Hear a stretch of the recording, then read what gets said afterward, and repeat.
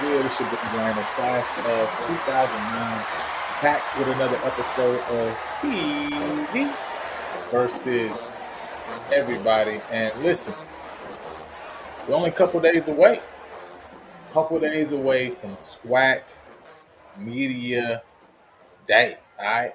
Only a couple days away from SWAC Media Day. But before we get into all of that, man, first and foremost, I got to remind you guys listen, if you have not followed us yet on Twitter or on Instagram, make sure you go ahead and do that at PV underscore versus underscore everybody. Listen, we're on both platforms, got some great things coming down the pipeline, man. Some of y'all have checked out and seen some of those things. So make sure you follow us on both platforms. Also, listen, go ahead and like and subscribe to the video if you have not done so already. You know what I'm saying? Sure you like and subscribe to the video. All right. Show some love. Listen, we're on the road to 1,000 subscribers. All right. We're on the road to 1,000. We're making our progress slowly but surely upward, right? Toward that number. I think we're over like 880 right now. You know what I'm saying? So we definitely getting there. You know, y'all can push up over the 900 threshold, right? As we on our way to 1,000. So make sure you go ahead and subscribe to the channel and do that, right? You know what I'm saying? 'Cause like I say, listen, we're trying to hit those 1,000 subs, right? And with that being said, first and foremost, before we get into what we got to get into for today, I got to first start off with that PV alumni, Jeff McKixick. He's a Texas licensed loan officer with Fairway Independent Mortgage Company, and he'll guide you seamlessly through the home buying process. See, many of us are unaware of our credit score, our true financial situation, but Jeff will help you develop a step-by-step plan to improve your financial standing, making your dream of owning a home achievable sooner than you think. He understands your situation may not be perfect, but listen, that's okay. The sooner you start the conversation, the sooner you two can solve issues like credit and student loan debt. So don't let the fear of achieving new heights hold you back from getting the home of your dreams. Perfect for your growing family or hosting those PV watch parties. Get started now on taking the first steps towards your new home and taking the next big step in your life. Don't delay. Talk with Jeff today so you can be in your home tomorrow. And listen, after you get your loan in place, after we find the home that you got that interest in, that you really desire, say, man, I think this the one. Listen, don't just put the money down, right? You know what I'm saying? When you're thinking big about your home purchase and want a thorough assessment of your biggest investment, you owe it to yourself to contact Big. That's Blueprint Improvement Group.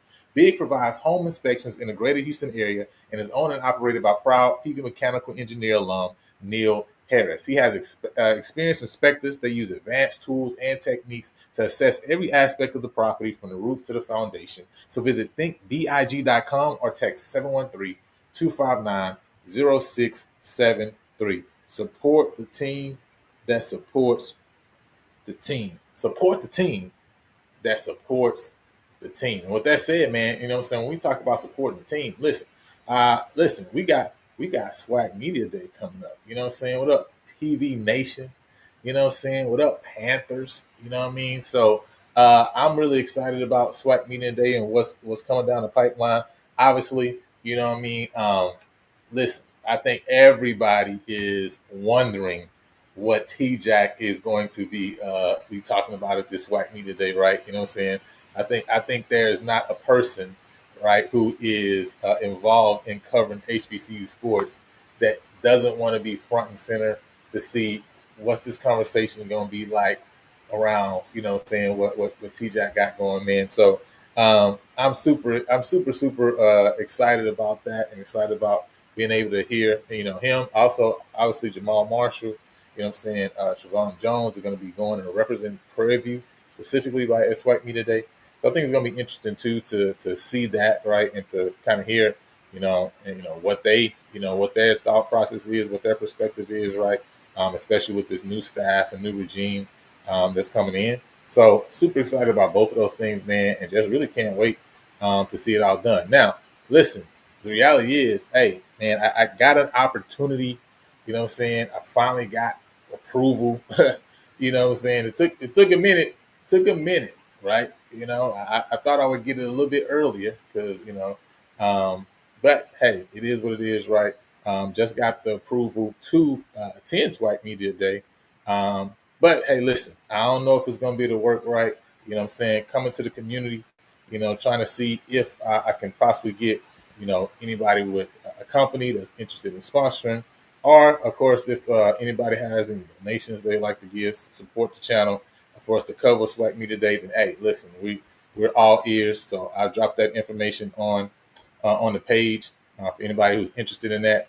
Uh, it'll be awesome to be able to go there and provide that perspective because obviously, like I say, that's what this channel is for, to be able to provide that coverage from a PV perspective. Because really, we haven't had that, right? And so that will be a great thing to be able to do. But if not, we'll do what we can do, right? You know what I'm saying? From this perspective, regardless, we're going to be definitely covering whether that's just going to be digitally or whether that's going to be able to be able to go and cover it in person. We're still going to recover it, nevertheless, right? You know what I'm saying? So we're going to be able to see, soon if we're going to be able to get that done. Obviously, time is of the essence. You know what I mean? So, but hey, listen, I had short notice, so that's why I only can give the notice that I got. All right, so that's just the reality of the situation. You know what I'm saying? Said Rattlers coming in leading with the helmet. That is hilarious. Yeah, so that's pretty cool, man. I wish I would have had noticed a lot earlier, not even a little bit earlier, a lot earlier, because I think you would have definitely been able to make a little bit more things shake, quicker. But like I say, right, it is what it is. I only can do what I can do. So like I say, if anybody's interested in donating toward that, or if somebody's, hey, you got a business and you say, hey man, I would love to sponsor the channel, so you guys can cover SWAC Media Day. Hey, just hit me up. Let me know. Let me know in the comments. We can definitely get some things shaking, because I would definitely love to get out there, and cover the SWAC Media from my perspective, right? I think you got a little unique perspective that maybe is different from some of the other places and some of the other platforms that are covering things. So I would love to be able to get out there and give my perspective of what's going on. But with that said, today, actually, what we're going to be doing, man, we're gonna take our time, right, and we're gonna go through the programs, and we're gonna figure out like, hey, one, what's the storyline, right, for each of the programs, and also, uh, listen, what are the questions that we have for each of these coaches, even the players, right, that's gonna be coming out for SWAC Media Day, right? What's the questions for these guys uh, that we need to get in order to really understand the storylines for each of the programs this year. So I'm gonna and by the way, listen, I don't know if you guys are following 107 section, 107 Panthers, right? You know what I'm saying, on Instagram. Yeah, I need to follow my boy Zay because he be coming up with the clips. And this last one he just dropped was from the NAIA National Football Championship game back in 1963. Listen, fire drop. And listen, some of the things we're working on behind the scenes too, right? With that being said, is one thing that we're looking to do is start to put together some uh I call them mini documentaries, right? Because that's really what it is, right? Some mini documentaries, right? Talking about some of what has transpired in the past, some of the things that have gone on, because listen, we have such a rich history, and we really got to tell our story. We really got to tell our history. In this Camellia Bowl, right, which was the NAIA National Championship game for 1963, man, do you understand that we were the first black college, period, right? Black football team to ever play in the playoffs. With a first school, period, right? Out of all these schools, everybody that's going around, listen, Prairie View was the first to do it. Not only the first to play, also was the first to play in a national championship game. First to play in a national championship game as well, right? You know what I'm saying? And so, and again, there are a lot of other mini firsts that Prairie View A&M University is a part of. And so, we really want to tell those stories, and put some content together that will be able to do that in a very concise way. And so definitely be on the lookout for those things. I've been doing some research recently, you know what I mean? And so we're definitely putting those things together, man, to try to get that content out so people can see and understand, you know, where we come from, right? Just awesome. Matter of fact, I'm gonna see if I can pull up this. What's going on? See Zay's in the chat. Elvin, hey, that's my desire, right? You know what I mean? My desire is to get out there, but definitely that's why I was, putting it on the out to the community. looking for definitely some sponsors or donations, whatever, right? I need to bridge that gap because as of now, I gotta cover it virtually. Okay, you know what I'm saying? But would love to get there in person, but as it is right now, it's gonna be virtual coverage, right? You know what I'm saying? Unless some things shake out. Say PV by 50. Yes, that's only on IG right now. Boom, only on IG. Let me pull this up though, man. I'm gonna pull this up so you guys can see this because I think you guys would really enjoy this, man. Let me get this up for you real quick. I want y'all to check this out, right? I told y'all PV played in the NAIA National Championship game, 1963, right? That was the year that we won. That was the year that we won the championship, uh, a Black College National Championship. And so, let me see how I can. Let me see how I can get this up real quick. Give me a second so I can get this up for you guys.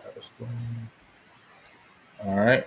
Because I want to show y'all this. All right. I want to show y'all this history. All right. We got some rich history. Listen, we put some documentaries together. I'm telling y'all, man. I think y'all really gonna enjoy when we finish with what we putting together. It's gonna be some quality stuff because that's what we do here. We do quality. So boom. All right. Let me pull this up so y'all can check this out. Yeah, that's correct. Yeah. Clarify, the first to play in the national championship game. Correct. FAMU won the national championship game, but Prairie View was the first Black college to be invited to play in the playoffs. Right, the first Black college ever to be invited to play in the playoffs was Prairie View, and the first Black college that ever played in a national championship game was Prairie View. FAMU definitely won the game. So when they played, I believe that was what was that in the 70s, right? EA, if that's correct. I believe so. This was 1963 when Prairie View went and played. I believe that FAMU game was in the 70s. I can't remember the exact year. Let me see. Boom. Check this out. Check this out. Listen. Look at this. Whoo! Hey, listen. 1978. That's right. 1978 is when FAMU won a national championship. NCAA. You know what I'm saying? One AA championship. Yeah, 1978. Okay, cool. Right. You know what I'm saying? So this is from the 1963 NAIA National Championship game in front of 12,200 people. NAIA National Championship game in front of 12,200 people. All right. First of all, listen. Can can we just appreciate the helmets, the purple and gold? Can we just appreciate the purple and gold? Just for a second, just for a moment. All right. Listen.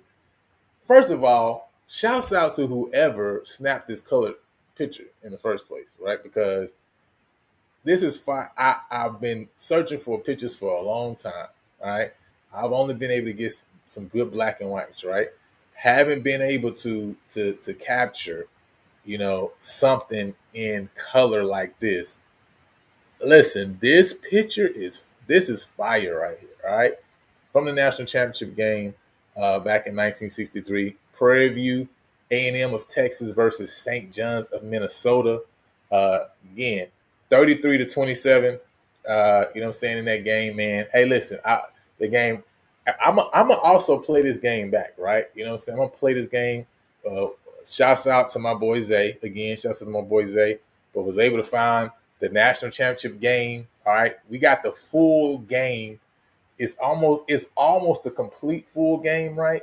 Probably missing a few plays here and there, right? But it's 25, 30 minutes of highlights from the 1963 championship game with Prairie View versus St. John's. All right. That's going to need to be the next Panther Classic we play on the channel, man. So you guys can check out. But listen, awesome game. Listen, definitely frustrating, even watching it back. All right. You know what I mean? think we turned the ball over 5 times that game. It's crazy. Crazy. So, but we gonna play it back on the channel. But again, this is some of the stuff that we want to do, right? This is some of the history we want to get into, right? And to be able to tell these stories, because this is powerful right here, right? This is powerful stories right here. Let me see if I can pull up um, this boom, boom, boom, this history, right?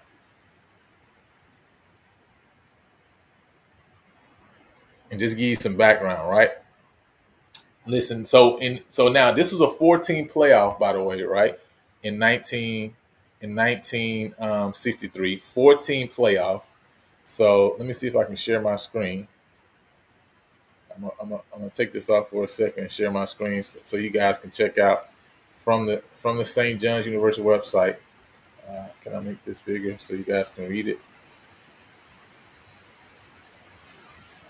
All right, so you guys can read it. All right, listen.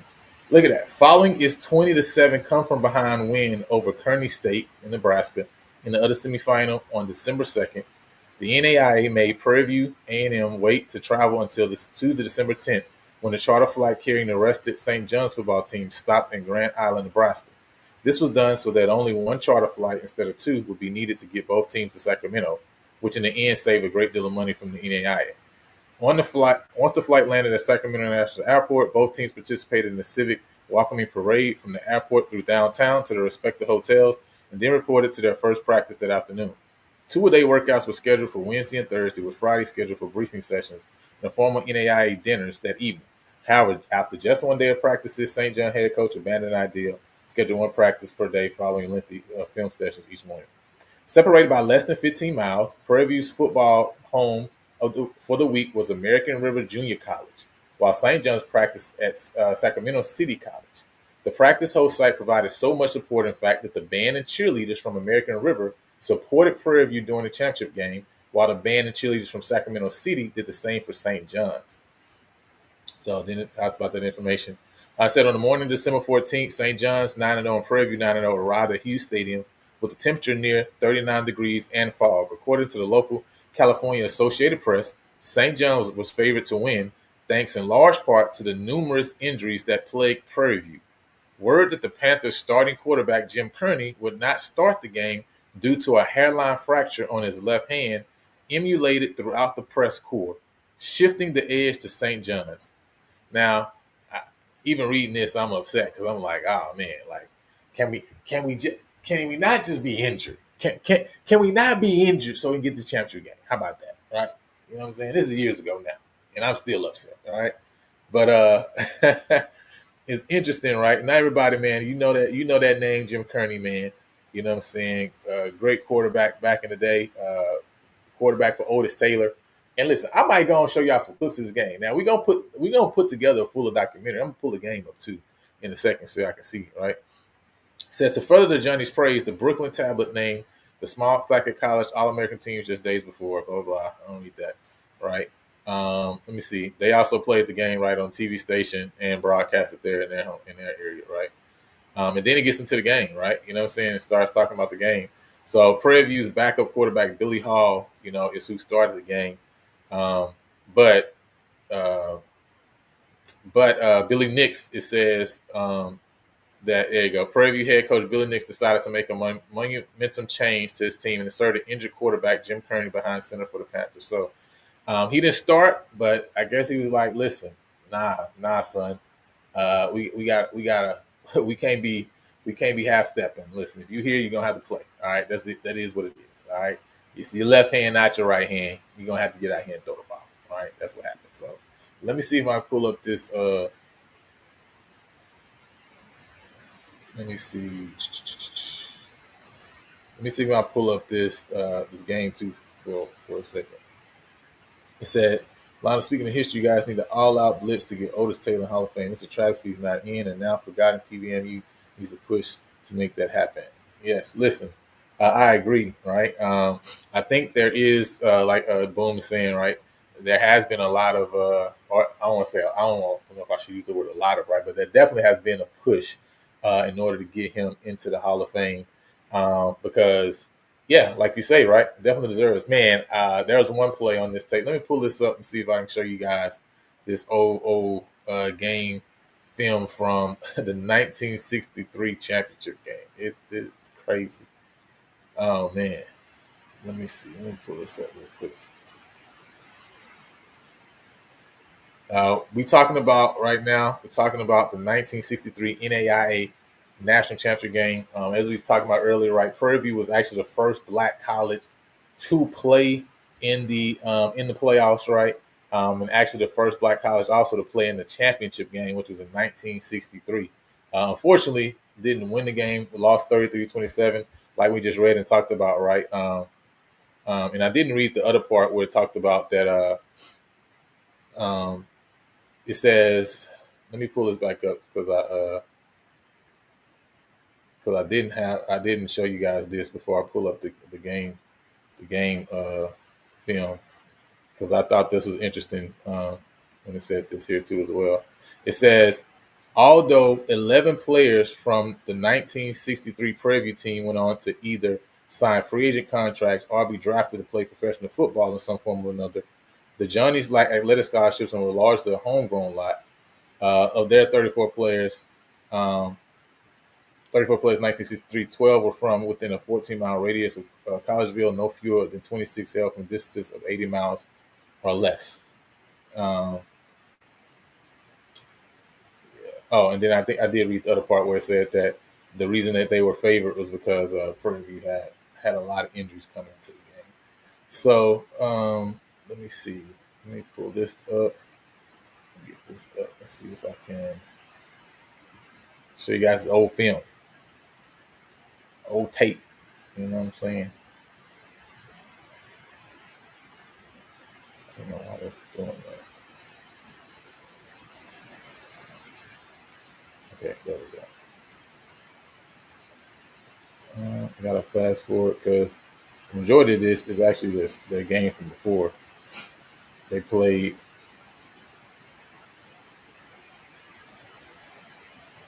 Let's see. Yeah, they was playing Imperial State. So now, there we go.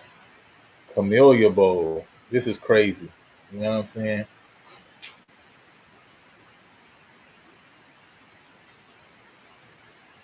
This is crazy. PV versus St. John's in the Camellia Bowl, right?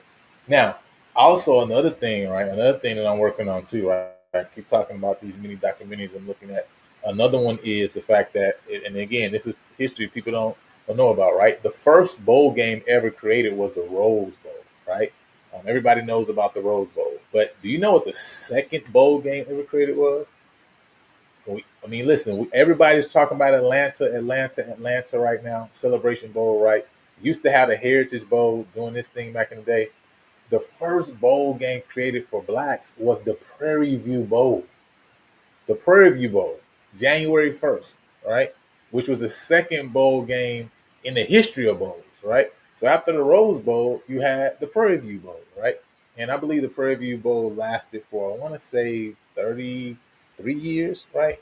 Um, so that again is another little mini documentary that I'm kind of doing some research on and stuff right now too as well. Um, you know what I mean? So listen, we got some good stuff coming through the pipeline. And we listen, we in our history bag. We in our history bag, right? Because we got time until we come off the hill. There's still some time before we come off the hill.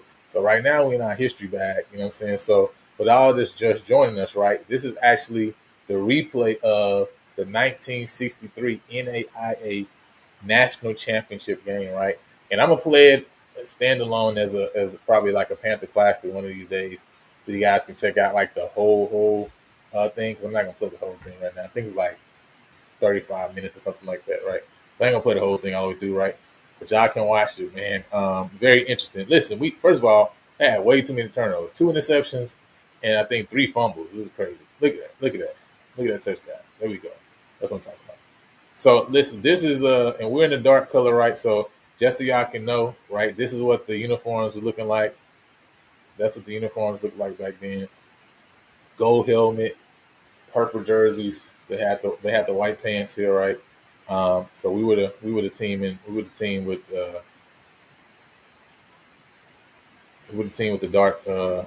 dark uniforms in here. Alexander Alejandro checking in. Yeah. So this is that old film though, man. So they did a pretty good job actually with the film. So I'm not gonna lie. There was some stuff, now I thought was interesting too. We passed the ball a lot, but I also realized they said this St. John's team. I mean, I think they said, man, teams average less than 20 yards rushing on them or something like that. When I was reading it, I was like, man, teams was not running the ball on them. So I can kind of understand.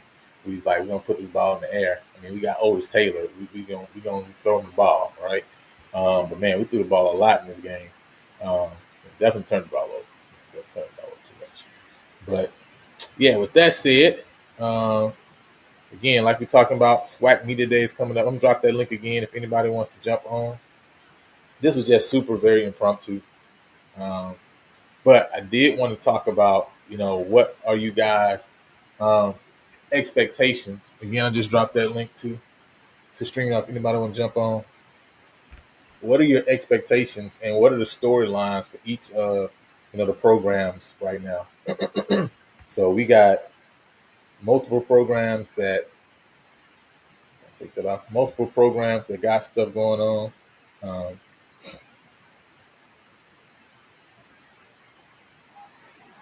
hey, listen, I agree with you. I think that so this is a part of why I want to even start telling these stories, right? Because even just looking for stats, right? Even just looking for old game films, footage, etc. It's like I'm sure obviously the NFL, right, has a lot, but man, where's the archive with all the old, PV game footage, the old stat lines, like that's the stuff that I'm working on pulling up, working on, going back into the archive with the Panther, which was the student newspaper before as well, because that's why I got a lot of also information when I was doing my uniform. I just replayed that the other day when I did the uniform tournament. They could look up see some of the old uniforms from before. And I mean, the Panther really helped a lot with that because they had a lot of old pictures and stuff in there from that time. And so I'm leaning on that again as well to grab a lot of information regarding some of the previous teams during those formidable years. And so the same thing need to be done for Otis Taylor as well. You know what I'm saying? Like EA saying, and really that, like you say, the blitz need to be put on so we can push him over that hump, right? Because his name has been circulating. He just ain't really got over the hump at the end of the day. And the reality is, the more and more you keep going away from it, and the more players that are current continue to push other players down the list, you know, is going to affect so much. And it's crazy. Somebody posted the other day on one of the SWAC Media pages showing kind of like, I think, yards in NFL per school. And man, he's one of the reasons. He's the main reason, right? Foundation reason that when you look in those first 2 decades, that you see Prairie View at the top, right, of receiving yards in the NFL. And that with a reason. Just the same way you see Mississippi Valley shoot up, you say, hey, that was Jerry Rice primarily, right? Well, in the same way, man, Otis Taylor put in work out of PV, right, in the NFL for many years. So yeah, he definitely need to be pushed like that, for sure, for sure. For y'all who don't know, right, again, we're showing some of the old footage for that 1963 NAIA championship game. Just talking a little bit about kind of like, the plans that we got and how, really working and putting together some mini documentaries. The first one we talked about, right, is this, the fact that Prairie View was the first black team to play in the playoffs. We won our semifinal game against Kearney State. Haven't been able to find any specific clips yet from that, but also, right, we were able to play in the first national championship game, right? You know what I'm saying? And again, regardless, right, that's a benefit. That's something that's historical, right? And it goes down in history. And also, when you talk about quarterbacks, right? This is another thing. When you talk about quarterbacks, we already talked about the Prairie View Bowl, right, being the first ever black college bowl game. It was the Prairie View Bowl, right? Which was a second bowl all time next to the Rose Bowl. Again, a lot of people don't know that in that history, right? But that's important. But also, Prairie View also had the first black quarterback ever drafted to the NFL. You know what I'm saying? Like, it's just a lot of rich history, you know what I mean? Um, that we just don't know about it. We just don't tell. You know what I mean? Hey, listen, that uni fire though, right? You know what I'm saying? That uniform fire, I'm not gonna lie. You know what I'm saying? I love that I love that purple jersey with that gold helmet. So listen, so now the fact that y'all love it, we know where it comes from, right? You know what I'm saying? It's historical. Now I'm not gonna lie, that chrome gold hit even different, hit even better. But listen, I like these gold ones too. You know what I'm saying? I like these gold ones as well. So all right, let me pull this up, man. Let's talk a little bit about SWAC Media Day that's forthcoming. And again, I dropped that link. Anybody want to jump on? Let me know. Anybody want to jump on and share your thoughts, your comments, your concerns? You guys can let me know. All right. Because SWAC Media Day is basically what, 4 days away now? I think SWAC Media Day. One of these old gold ones, yeah. Man, this is the classic. Hey, also the other thing I noticed too, right? Y'all see they got the numbers on the helmets too.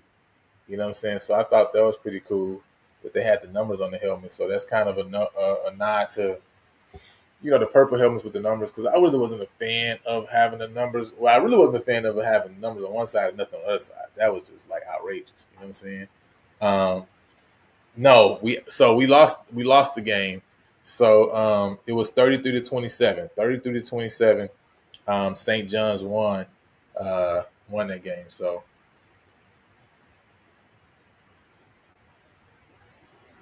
no, it's so funny. It's, when I first saw it too, that was the first thing I thought of. But then I realized, like, hey man, we got brothers of all different hues. Okay, you know what I'm saying? So no, that is definitely not a white man throwing a block in the 1960s playing football at Prairie View. No, definitely not. That is definitely a black man. Okay,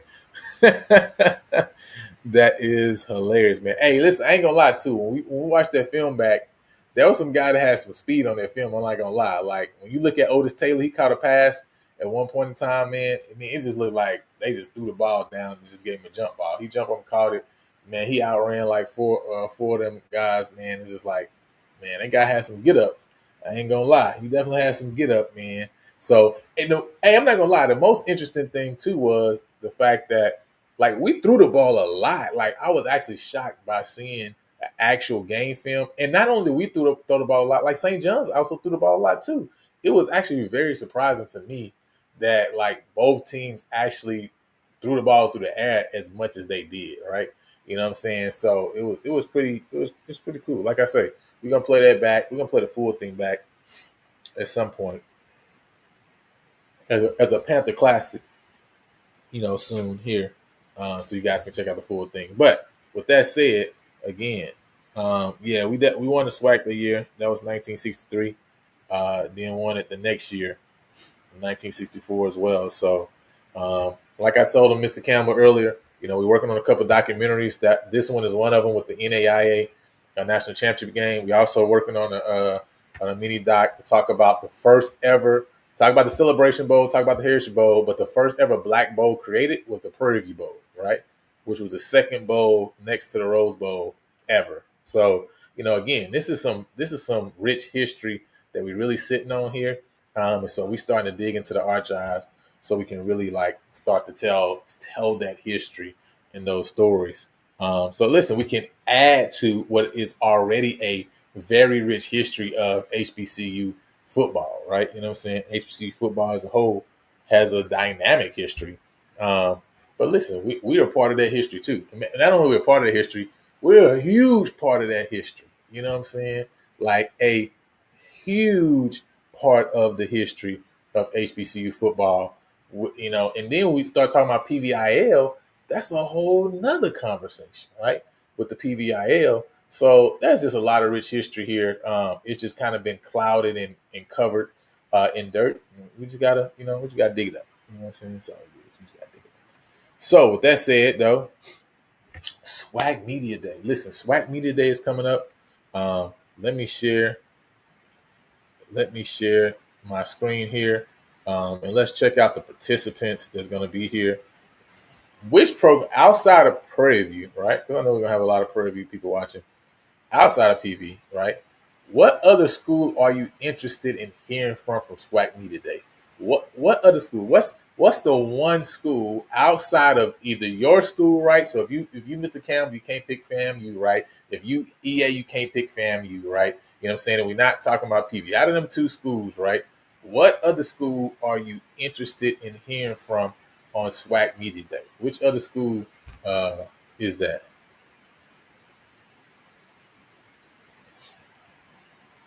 Us. Okay, we got Alcorn. We got Alcorn.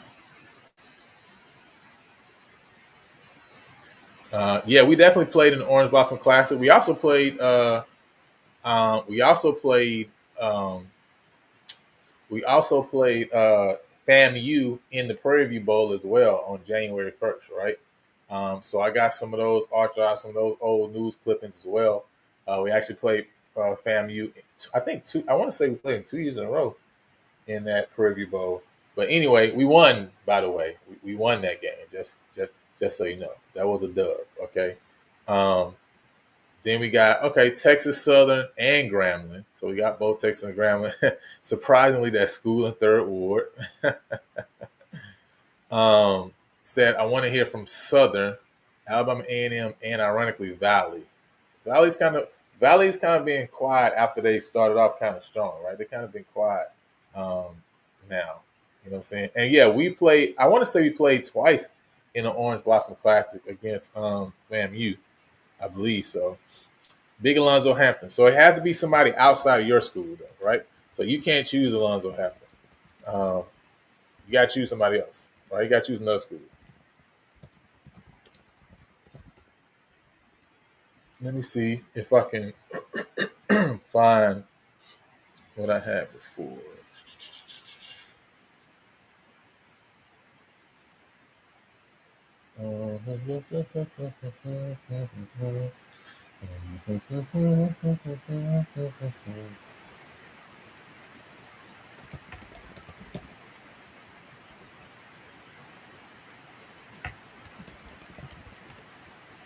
How did I put that? If I can go to my phone, I could pick it up. Let me see. See that right there. All right.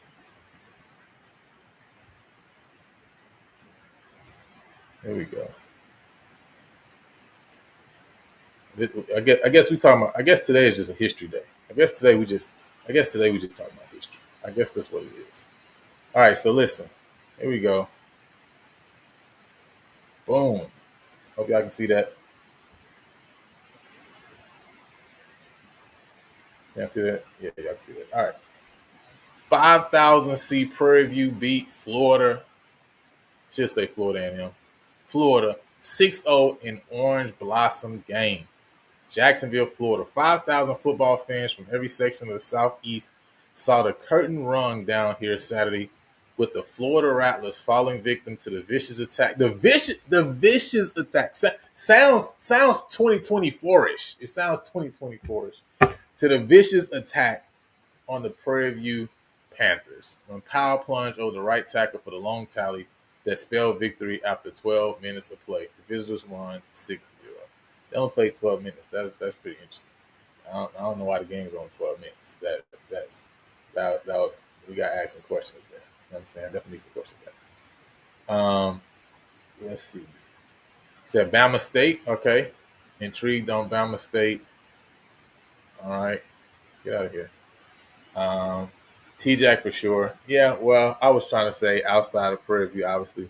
Cozy. Okay, Cozy. What player was the number on the block? Let me see. I can't tell. Is that 83? or 82? 83 or 82. I see EA. Yeah, PVB founded an Orange Blood class in 1954 in Miami, Florida, and was victorious in winning the Black Football National Championship. All right. So he said we played PV 36, 53, 58, 59. We're 2-2 against PV in the Orange Blossom Classic. Yeah, that 12 minutes is interesting, right? I'm like 12 minutes, a 12-minute game. What kind of it must have been a rain delay or something. That's kind of weird, right? For a 12-minute game.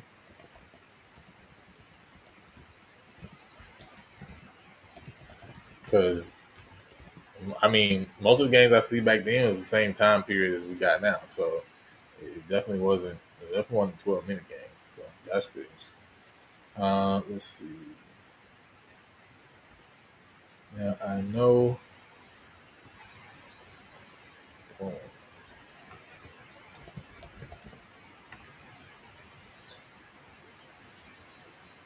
so this is the Prairie View Bowl, right? The Prairie View Bowl was a postseason college football game held on New Year's Day in Houston. First held in 1928. All right. Annual match Prairie View against a team from another HBCU from 29 to 1952. All right. So this is the Prairie View Bowl. All right. So again, second bowl ever created. You can hear that. There we go. This is what I was looking for. This is the one I was looking for. 27-14. Houston Gritters win 10th annual Negro Tilt. I mean, you know this old Negro Tilt. Like, y'all don't even see what I'm looking at.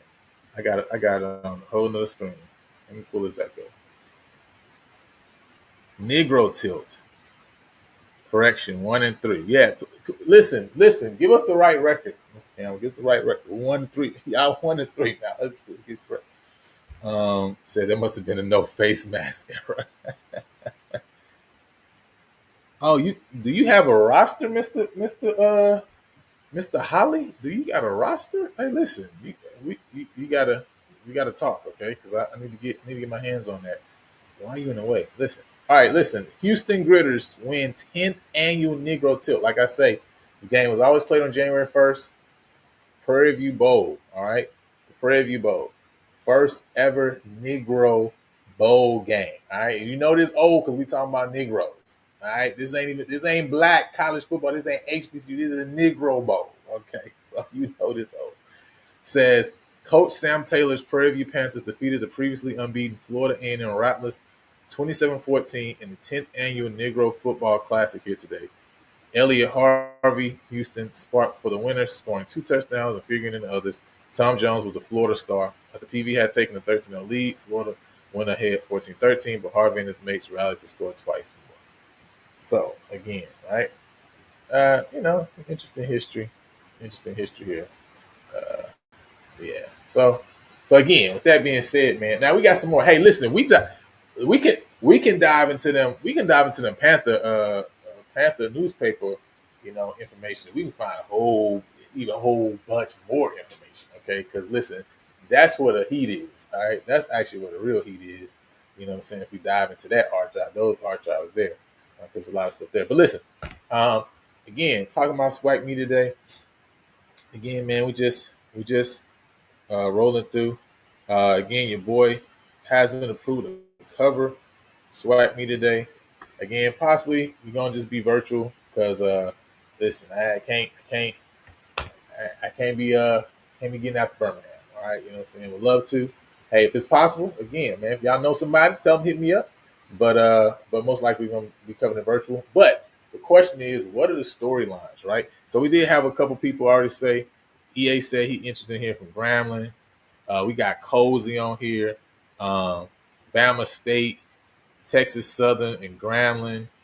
Also Texas Southern, Alcorn, and then Mr. Campbell had 3 schools: Southern, A&M, and Valley. Right now, hey, everybody got their own. Everybody got a lot of different stuff that I think that they are trying to get ready for, man, for this season. I think we talk about Mr. Raymond Woody, looking at him first. And I had up here the 2 guys they were bringing. So they're bringing A.J. Hall, defensive lineman, and Malik Huggins. He's a wide receiver for Bethune Cookman. Um, at the end of the day, I think Bethune Cookman for sure. Uh, they've been a team that's been gritty. They've been in games, right? They haven't been able to get over humps. I'm really interested in seeing if this team, right, has learned how to win. You know, I think it takes time. It does take time to learn how to win, but you kind of feel like you want to make progress step by step as you get in there. I don't know if we feel like Bethune Cookman has been making steps there though, right? I don't know how y'all feel about that, but I don't feel like I've seen the momentum. I feel like they're kind of in the same place year one, year two, and now starting year three. You don't feel confident that they're ready to make the next step, if that makes sense, right? I think we looked at like Alabama State, for example. You saw clearly that hey, step one, step two, step three, right? You know what I'm saying? Um, I mean, it's it is what it is, right? You know what I'm saying? So, well, I just got approval on Wednesday, I think it was, right? You know what I'm saying? So, I mean, for me, that's short notice. You know what I mean? So, listen, I need some time to plan so I can get some stuff together, right? So, for me, that's just short notice. But it is what it is, right? I appreciate it. Probably in the future, you know what I mean. I plan already to go, and so I already kind of always just had those plans in place. But yeah, I just got that approval on on Wednesday. But you know, we're looking at Bethune Cookman. Like I say, I haven't seen that progress. So for me, I'm really interested in learning. Man, has this team learned how to win? You know, has this team learned how to win? What's up? What's up, Ty? Um, that's really the end all be all because I think they have. Um, I think they have, and they had chances. They had opportunities, even with a lot of you know, they didn't necessarily have a lot of dynamic pieces from last year, but I think on from a defensive standpoint, they were able to play solid enough to keep them in games.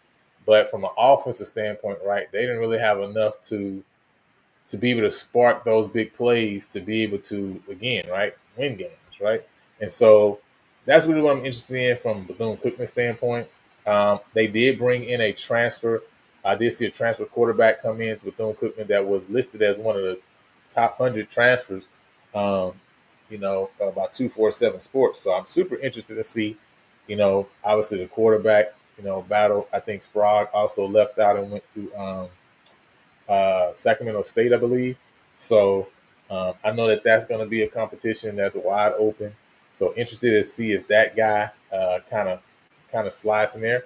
Because again, if they can have a guy behind center that can make some plays, especially with his legs, right when things break down, it's going to put them in a lot better situation. And I saw some people talking online too about Bethune, like, hey, listen, pre-COVID, Bethune used to get down. And listen, Bethune was not a program that has looked like they've looked over the last 5 years. Okay, traditionally, right?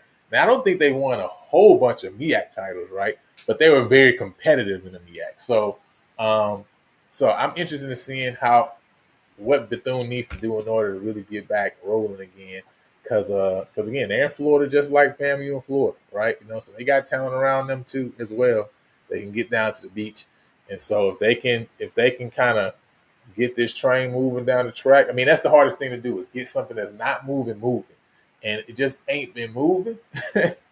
You know what I mean? The train just ain't been rolling, and so what kind of energy they need to put into it this year so the train actually starts rolling down the track, right? I mean, I think that's really the main question. Okay, yeah. See, so I guess that's everybody, right? You know what I mean? But anyway, I mean, I really was in my mind thinking like, okay, I guess I didn't get approved. That's what my thought process. So I was kind of like, all right, on to the next. It says the Prairie View Bowl was played New Year's Day from 1929 to 1961. Okay, yeah. Prairie View Bowl. Listen, I'm telling you, man. And man, Jay, because I know you've done a lot of stuff in terms of video and getting kind of our old history on wax. So yeah, we were just talking a little bit earlier too. I think you might have popped in late about some of the mini documentaries we're looking to put together, right? So one is on the Prairie View Bowl. We also talked about the NAI National Championship game and some other things we're looking at doing. So, hey man, I know you would be great to get to be a part of that. So yeah, so be on the lookout. Let's keep it going. So talk about Raymond Woody. Now this one. This one's really interesting right here. So they're bringing wide receiver Nick Howard and defensive back Blake Davis to SWAC Media Day on this year with Coach Mickey. Blake Davis has definitely been solid. I think that was a great guy to bring. That's a super great guy to bring uh, to SWAC Media Day because he definitely put in the work on last year. And I think they just got. I mean, I know we talked with Mr. Winfield the other day. They brought in the other cornerback. I think his name was like Ty Raby, to fit that opposite wide corner position from Blake Davis. So it's gonna be interesting to see if he can take that role. But I think with Grambling, man, one, um, are you going to be able to, from a storyline standpoint with Grambling? I think the thing is like, can you get the fan base excited? Because I think the reality is Grambling fan base is not excited right now. Very, they are very unimpressed right now. Like that's the reality situation. They are very unimpressed. So, what does Mickey need to do in order to get this fan base excited and ignited? Um, because right now they're like sitting back, like man, almost like I don't want nothing to do with what I see going on right now. Coach Mickey is looking and saying, like, I mean, and now they're not a super young team, right? So they do. He did talk about them maintaining a lot of the freshmen that they had from last year, and a lot of guys that had redshirted.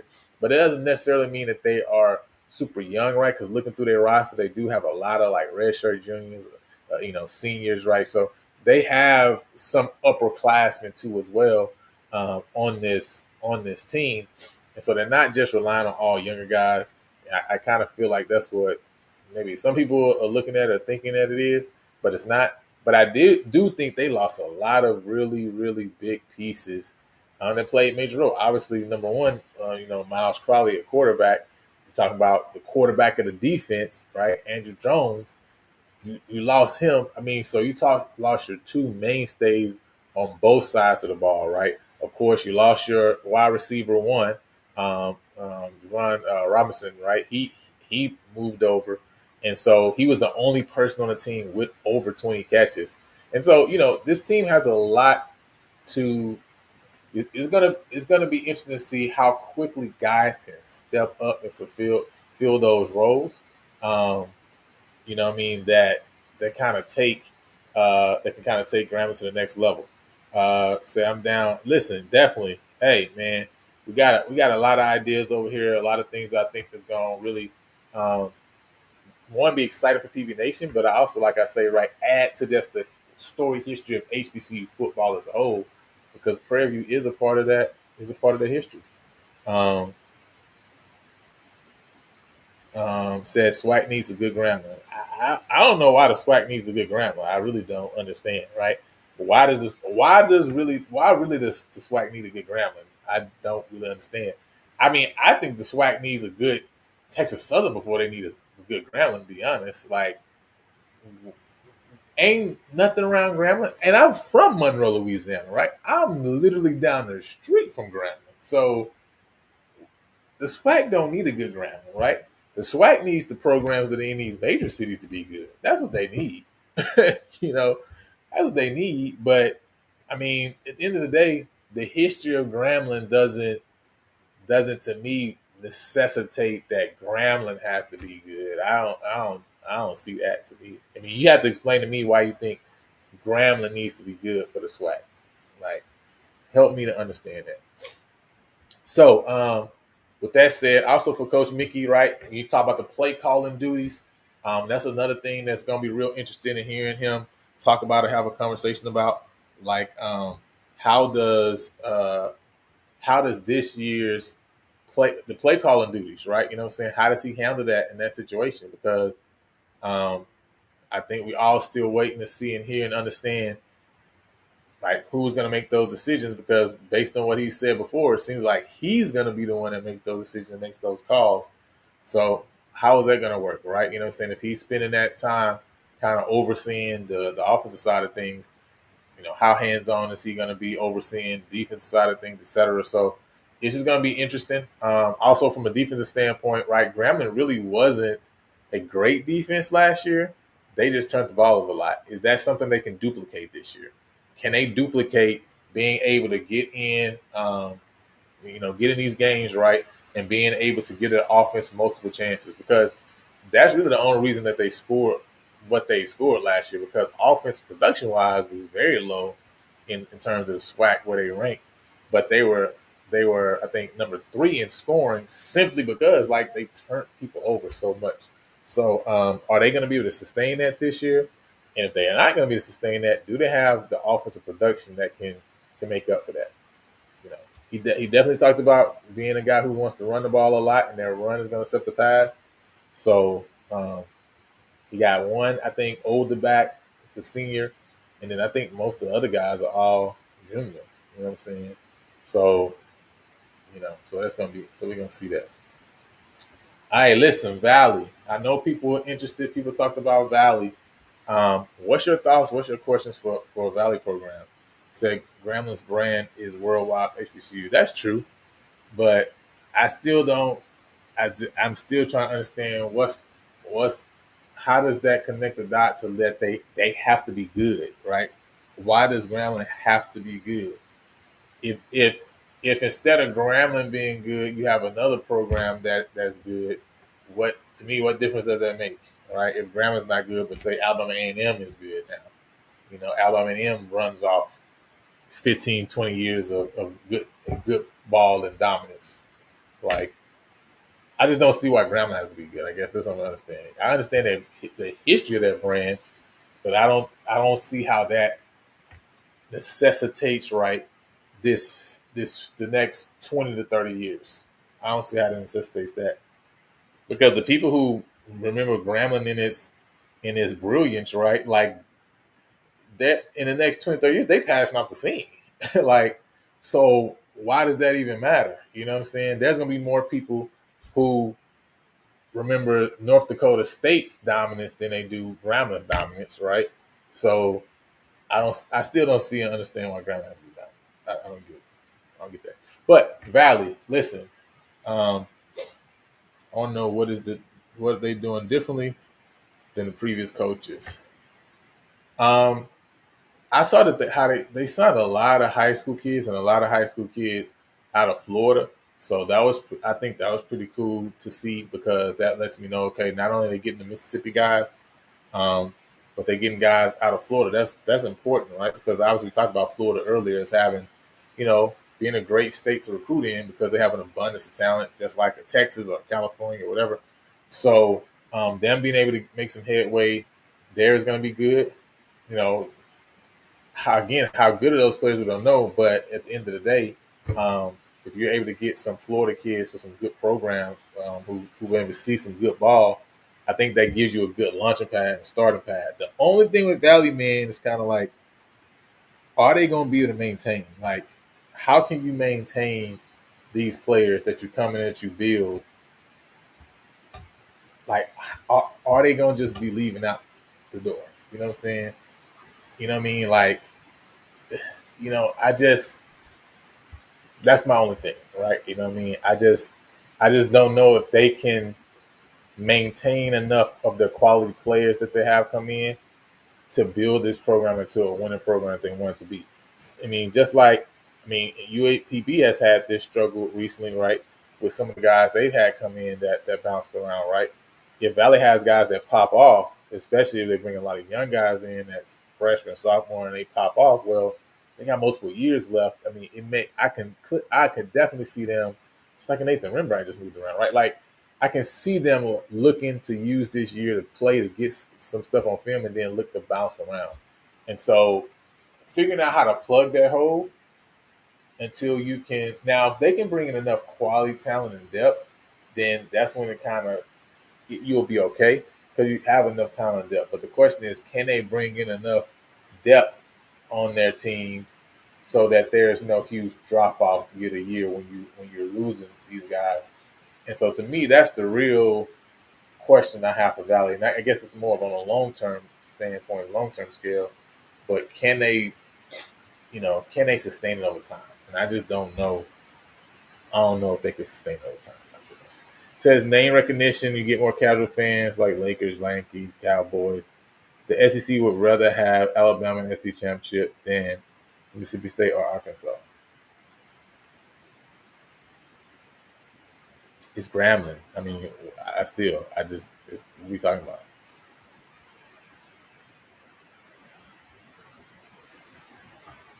I, I don't think it matters, to be honest. Like, again, to me, if the reason that Grambling is a brand is not because, it's only because they won with Eddie Robinson. That's the only reason that we even talking about that right now. That's the only reason.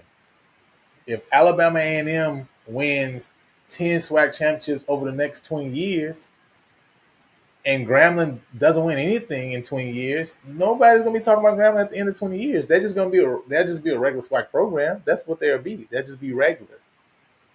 But it doesn't mean that it doesn't mean that at the end of the day that the SWAC can't continue to still build its overall brand, because Grambling has gone down as the crumbling dynasty it is. And again, I'm using Alabama A&M, right? And Alabama A&M has taken a step up, has taken a leap up. Alabama A&M would just be seen as a top echelon program in the conference, right? And even for the casual people all around.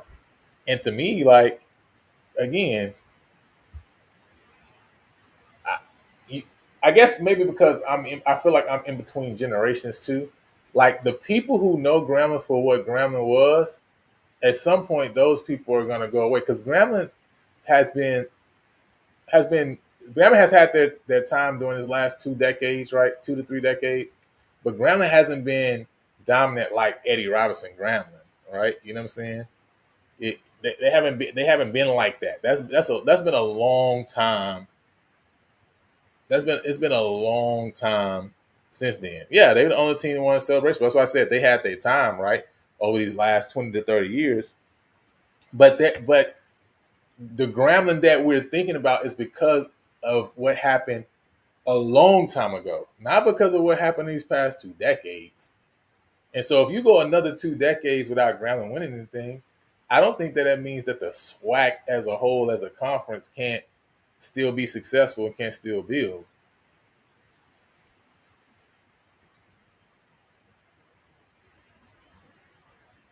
So Grambling is the only SWAC school that has won a championship every decade other than this decade. That doesn't mean other schools can't be good. So, yeah, but I guess what I'm saying is I don't think Grambling has to be good. That's what I'm trying to say, right? Why does Grambling have to be good? I don't get why Grambling has to be good. I think Texas Southern being good is way more valuable in the long term than Grambling being good. Or Alabama A&M being good is way more valuable than Grambling being good. I mean, what? I mean, from a standpoint of media and all this other stuff, what market does Grambling even have? Grambling ain't got no market.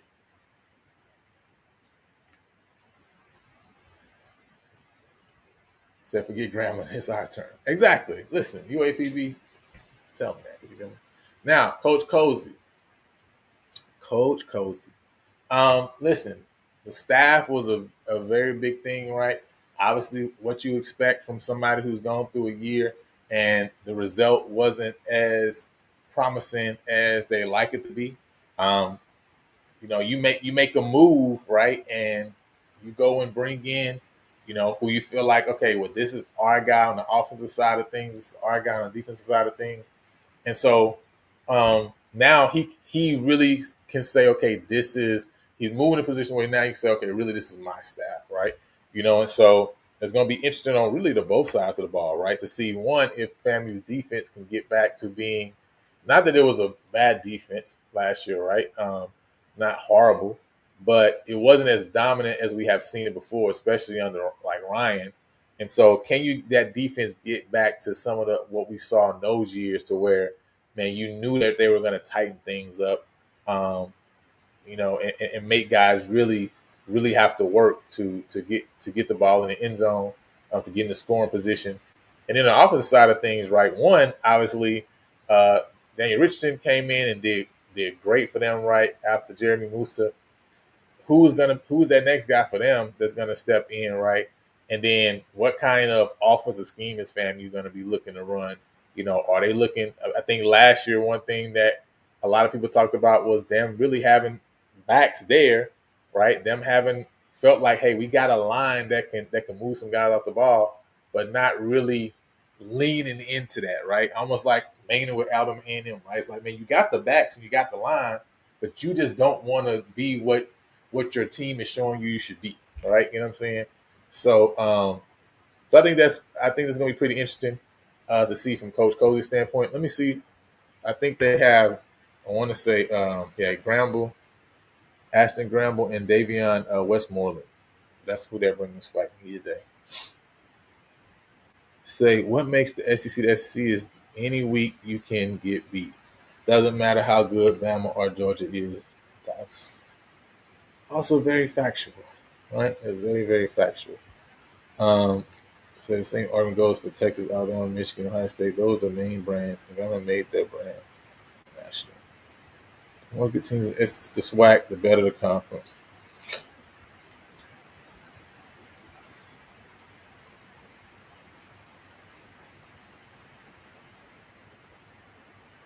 Yeah, I mean,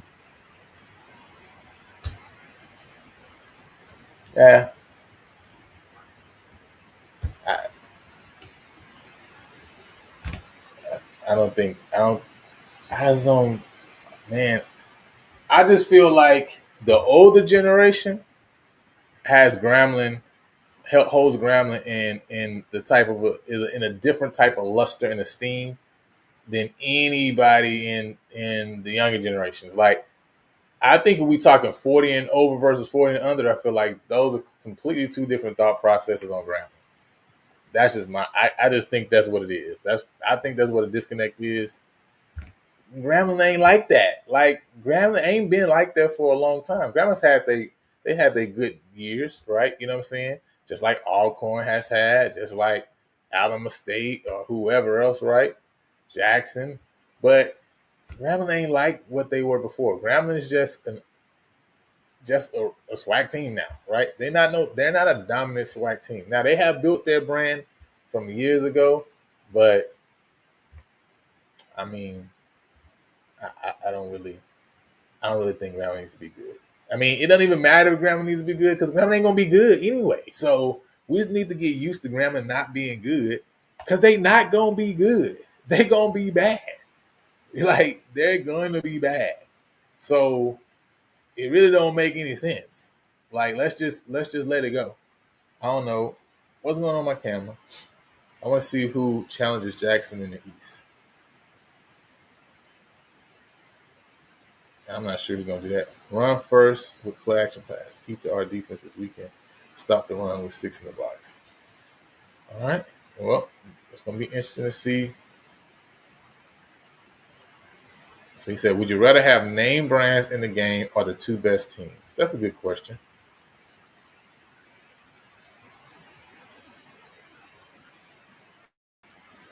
That's a good question. Grambling is a crumbling dynasty. Time to face reality. Hey, I think that's a good question. I mean, we always talking about having the best teams. Everybody always talking about that, right? You know what I'm saying? Like, which one is it? The best teams? Or is it the best brands? Like, what we want? What we doing? What we doing here, right? What we doing? But the reality is this, right? Like, Grambling's not gonna be good. Like, that's just what it is anyway. So it's no point in worrying about it because we need to figure out plan B because Grambling's not going to be good over the next decade. They're not. They're not going to be good. They're not going to figure it out. They're just going to keep digging themselves in this hole. They're about to fire him after this year, next year, and they're going to start over again. That's what's about to happen. Okay, they're not going to be good. Okay, so let's just get used to it and let's figure it out from there. Let's see. Nobody's stopping Graham from being good with himself. If it happens, let it be natural. Not that cheap. It ain't gonna be natural. It's not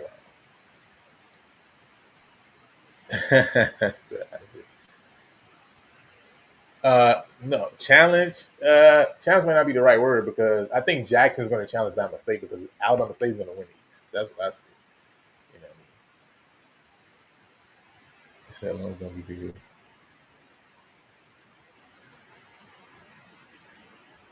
Yeah, but see, I guess I just don't. Grambling and Los Angeles, Grambling and the Boston Celtics, Grambling and okay, even Grambling and LSU, Grambling Alabama, Grambling Ohio State, Grambling in Michigan, they're not on the same page to me. Like they're not anywhere close. I think that if you talk about Grambling these schools, we're going back to 1990, 1992. It ain't been that way in a long time. Like nobody, people not checking for Grambling like that. Like people not checking for Grambling like that. I mean, I just think that's the truth. Nobody checking for Grambling like that. Who checking for them?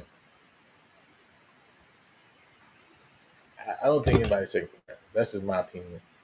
You know what I'm saying? They're definitely not the Lakers. They're def- Grambling doesn't show up and then it's like, oh man, I gotta go. Like, oh man, Mickey Joseph's Grambling is playing this week, man. We gotta go to the game. Man, ain't nobody talking like that. Ain't nobody talking like that. Nobody care. Who cares? People probably care more when Hugh Jackson was there.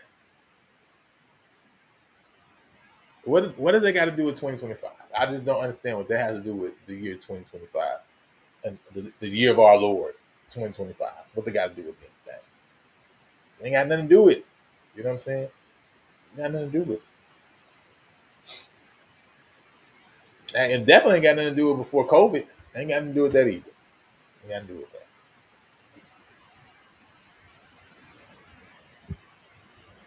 Because PV runs Dallas. And we want to go to State Fair Classic. That's why. That's why. Mickey Joseph, Mickey Mouse, Mickey Howard. It's so stupid. I mean, when you Grambling and Prairie View have two big alumni bases, right, in Dallas as well, right? So that's also the reality.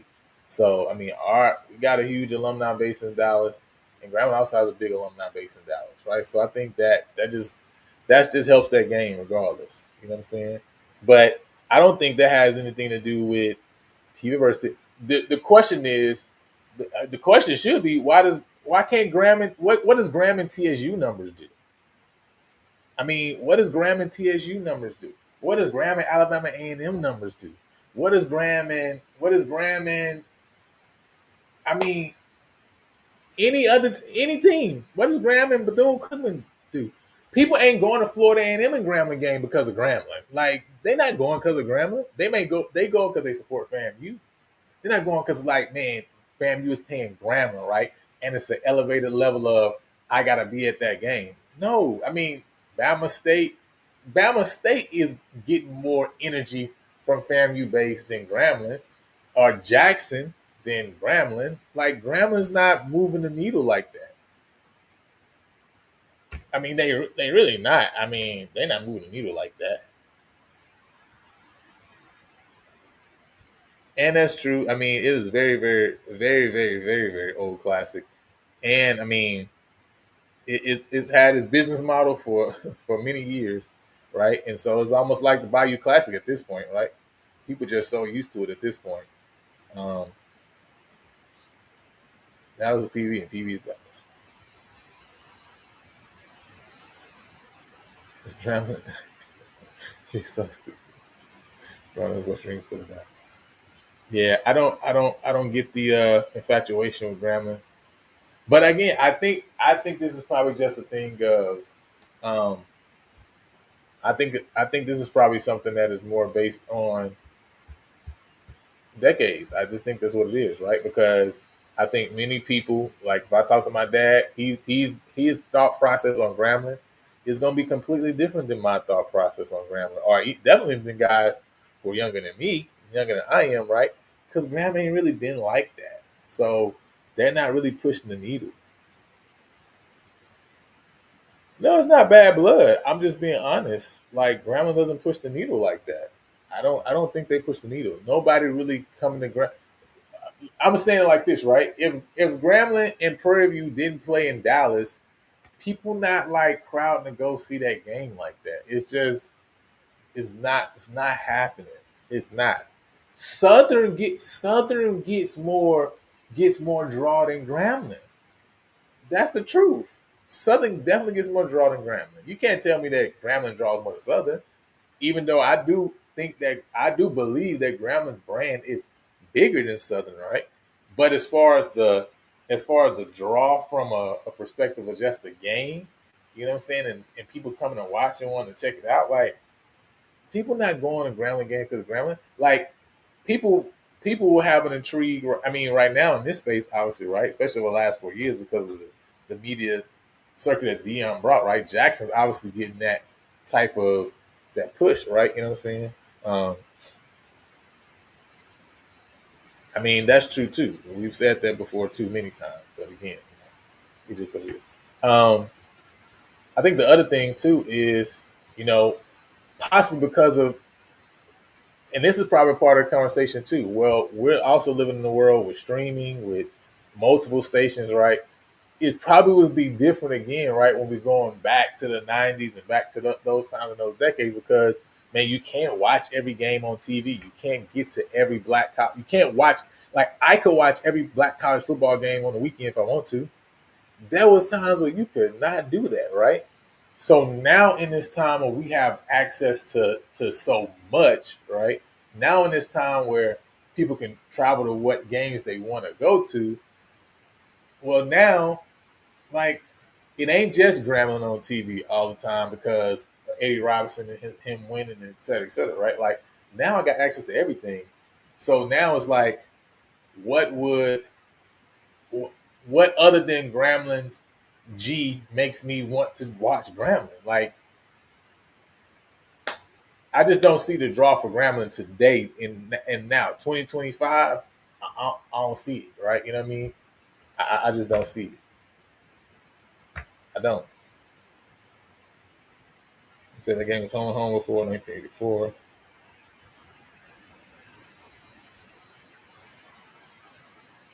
Southern has bigger. Yeah, I mean Southern definitely. Um, Jackson right now, obviously, FAMU, right? I think those are the bigger brands. Yeah. So, and this is my foundational point though, right? My foundational point is if Grambling is bad in football over the next decade, but say another team rises up and they're good in football and so wherever Grambling was in your mind from the decades before, another team rises up and they become that. The SWAC don't miss a beat. I don't think the SWAC misses any beat because Grambling dropped down and another school pops up, right? I think that would be more again, right? You have certain brands who are in different markets that I think is more important than Grambling. That's I guess this is what I'm saying. Like Southern is more important than Grambling because they're in the Baton Rouge market, right? Like, I mean, who comes to Grambling home games? And again, it's not a knock at Grambling. This just what it is, right? Nobody who comes to their home games because first of all, Grambling's location is even a detriment to its own self. It's just what it is, right? So Southern is more of a Southern is bigger, right? Of more importance because of Baton Rouge market. Jackson is more important because they got the whole city, right? Tallahassee, more important. Birmingham, Huntsville, more important. Like it's not a I mean, it's not a knocking ground for me.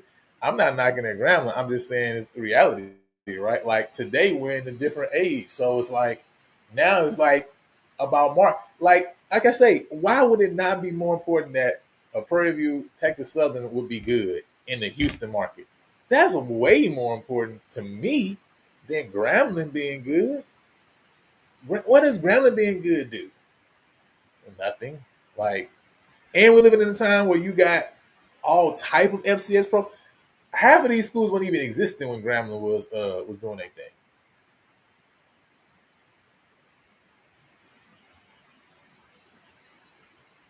Yeah, because Alcorn is not in a position to move up and what I'm saying is, okay, let's say it like this, right? Let's flip this around, right?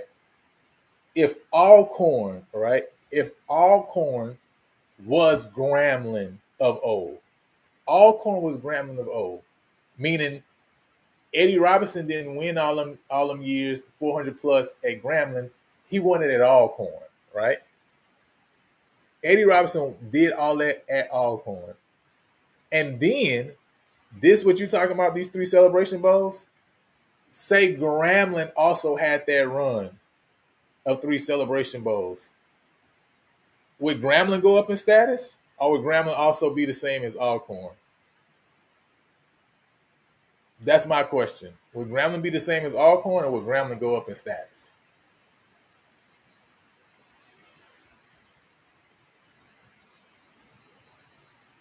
Exactly, which helped their brand though, right? This is why it helped their brand because they did travel all these places, right? And so there's a traveling road show. It helped to build them up. But I'm asking the question now: if you switch out Alcorn with Grambling, right? And Alcorn was the school that went out and did all these classics. Alcorn was the school that went out and won 400 plus, right? That had a legendary coach, et cetera, et cetera. And now they've switched roles and positions and say Grambling is the team that just ran out three celebration bowls. Does that change Grambling's fate? I don't think it changed Grambling's fate either because they both really in the same type of situation. I don't think it changes. I don't think it changes that either, other than the fact that as a from a football standpoint, right, they would rise, obviously, right? You know what I mean? But because the brand was built, the brand is built off of is built on the grave of Eddie Robinson. That's the reality. It's built on the grave of Eddie Robinson and again and the traveling road show. But I think if you ask this question about other schools in the SWAC, there are other schools in the SWAC that if they would win like Alcorn won and had this streak, their status would go up though. There are some schools whose status wouldn't go up, but there are a lot of right. I think there are a few schools whose status would jump through the roof if they had a run like Alcorn had. Again, I use Alabama State, Alabama A&M. I think their status changes.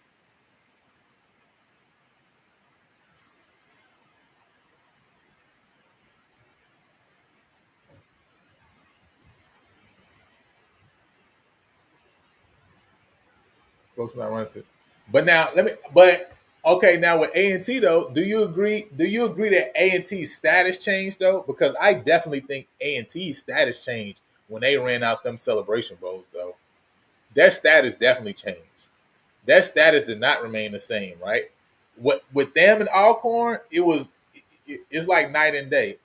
A&T definitely profited off of what happened with them winning those celebration bowls and going on that run. They brand, I feel like they brand started to go through the roof. It may not have stayed there, right? But from an all around standpoint, because of the university and kind of what it already was and what it was building towards, etc., I feel like they brand definitely shot up and went through the roof. I mean, I think you can agree with that though, right? Like them versus Alcorn, who benefited more from their celebration bowl runs?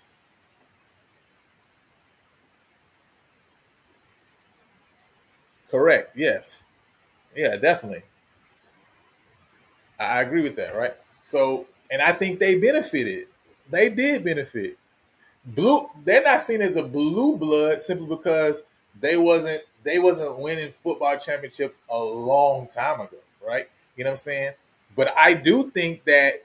But I will say this: North Carolina A&T. The reason that North Carolina A&T is being judged why they're how they're judged right now, but with how their football team is performing is because the mindset and the status of North Carolina A&T did change based on what they did them 4 or 5 years.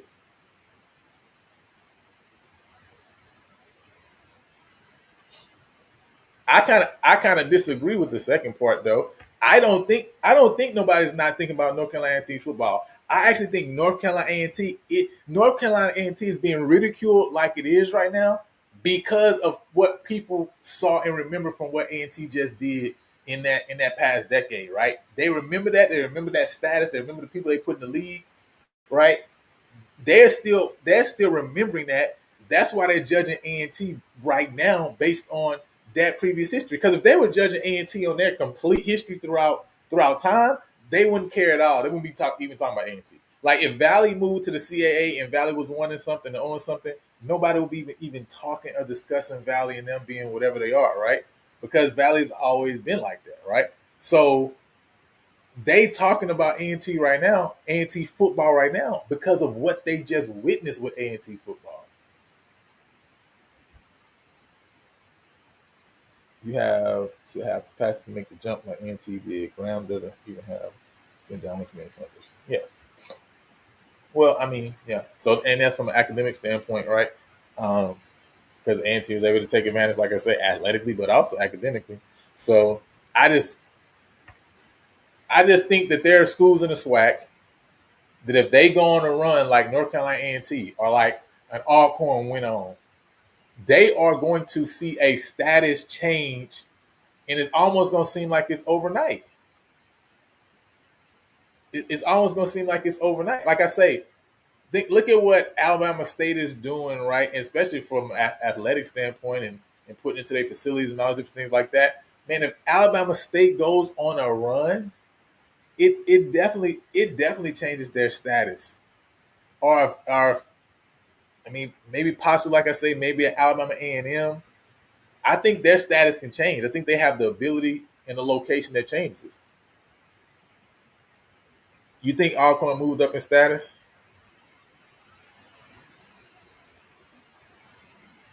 Uh, I mean, I think I don't know. And then the other thing, right? Alcorn is a different situation too because with Alcorn you have a Steve McNair, right? For example, huge. You know what I'm saying? Huge. So also the mindset on Alcorn isn't something that is, and Steve McNair isn't ancient history, right? Like that's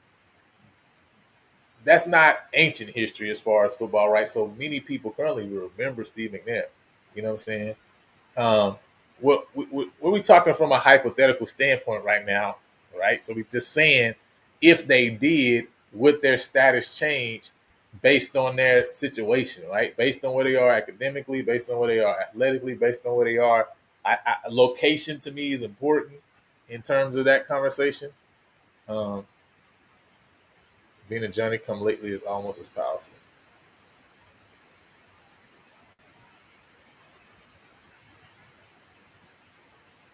He says the truth is the truth. He's so funny. Hey, Langston getting it, man. You know what I'm saying? Langston is getting it. But anyway, man, that's just I'm just saying. I think there's a couple schools in the SWAC that let them go on a run, things change. Just like Big PV. All right, what we about to do, this listen, that status is gonna change overnight, right? I'm happy by the way that we put Tarleton State on the schedule. I can't wait till we add Incarnate Word, and I need Abilene back on the schedule too. Okay, because we really about this being the best in FCS life that we talk about. You know what I'm saying?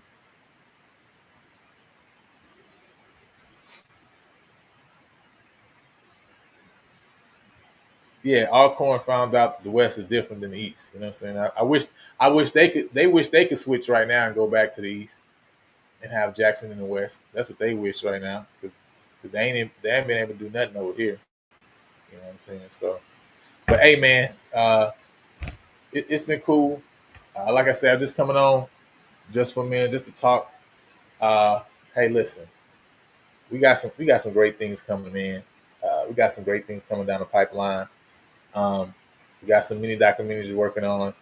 If you're interested in in helping and supporting in whatever way, hey, reach out to me because we've been digging in the archives. We've been digging in the archives. We got some stuff we're preparing that's on the way. Again, listen, if Alcorn came to the East, they would be fourth.